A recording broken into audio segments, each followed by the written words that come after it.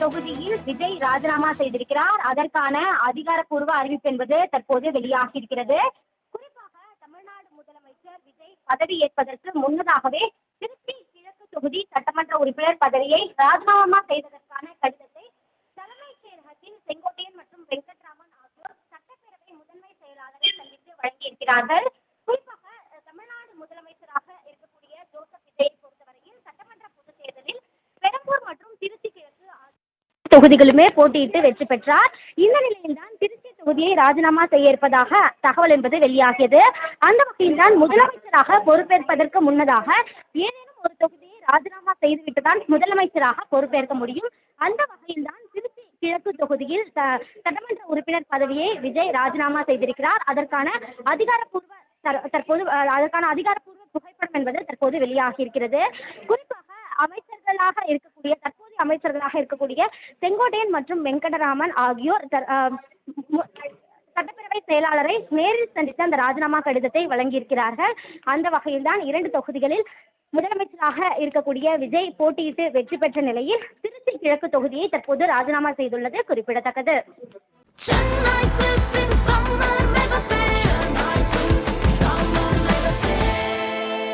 The Chennai Silks in Mega Summer Sale. தொகுதியில் விஜய் ராஜினாமா செய்திருக்கிறார். அதற்கான அதிகாரப்பூர்வ அறிவிப்பு என்பது தற்போது வெளியாகியிருக்கிறது. குறிப்பாக தமிழ்நாடு முதலமைச்சர் விஜய் பதவி ஏற்பதற்கு முன்னதாகவே திருச்சி கிழக்கு தொகுதி சட்டமன்ற உறுப்பினர் பதவியை ராஜினாமா செய்ததற்கான கடிதத்தை தலைமைச் செயலகத்தில் செங்கோட்டையன் மற்றும் வெங்கட்ராமன் ஆகியோர் சட்டப்பேரவை முதன்மை செயலாளரை சந்தித்து வழங்கியிருக்கிறார்கள். குறிப்பாக தமிழ்நாடு முதலமைச்சராக இருக்கக்கூடிய ஜோசப் விஜயை பொறுத்தவரையில் சட்டமன்ற பொதுத் தேர்தலில் பெரம்பூர் மற்றும் திருச்சி கிழக்கு தொகுதிகளுமே போட்டியிட்டு வெற்றி பெற்றார்.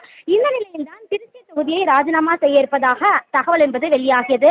அந்த வகையில்தான் முதலமைச்சராக பொறுப்பேற்பதற்கு முன்னதாக ஏதேனும் ஒரு தொகுதியை ராஜினாமா செய்துவிட்டுதான் முதலமைச்சராக பொறுப்பேற்க முடியும்.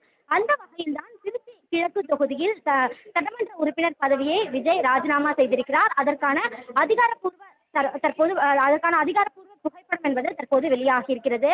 குறிப்பாக தற்போதைய அமைச்சர்களாக இருக்கக்கூடிய செங்கோட்டையன் மற்றும் வெங்கடராமன் ஆகியோர் சட்டப்பேரவை செயலாளரை நேரில் சந்தித்து அந்த ராஜினாமா கடிதத்தை வழங்கியிருக்கிறார்கள்.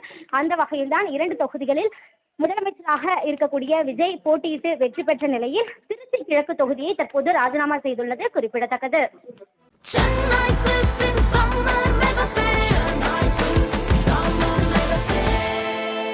The Chennai Silks in Mega Summer Sale.